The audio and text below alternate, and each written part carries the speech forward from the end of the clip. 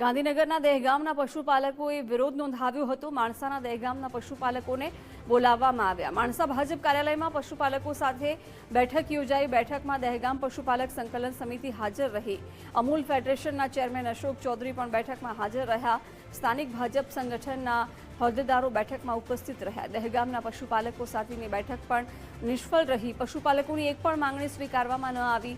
પશુપાલકોને ઉત્તમ ડેરીમાં દૂધ ભરાવવા માટે દબાણ કરાયું। આગામી દિવસમાં ઉગ્ર આંદોલનની ચીમકી ઉચ્ચારવામાં આવી છે। આજે અમે બધા અહીંયા માણસાની અંદર જ્યારે એમનું કાર્યાલય ભાજપનું હતું ત્યાં અમને સંકલન સમિતિને બોલાવવામાં આવી હતી અને સંકલન સમિતિની જ્યારે અમારી જોડે જે ફેડરેશનના ચેરમેન હતા એમની જોડે અમારી ચર્ચા વિચારણા હતી।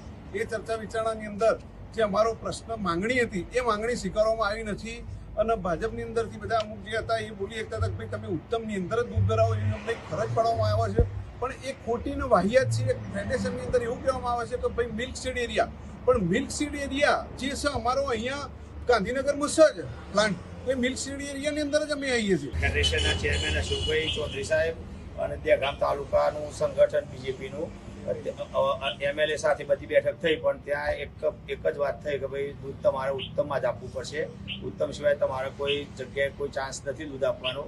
એ પ્રમાણે એક પ્રકારનું દબાણ કરવામાં આવ્યું કે ભાઈ ઉત્તમ દૂધ હશે, બાકી મધુરમાં તમારું દૂધ થઈ શકે નહીં, અને એનો અમે વિરોધ કર્યો છે અને આપણે ઉત્તમમાં દૂધ આપવાનું કોઈ દિવસ થતું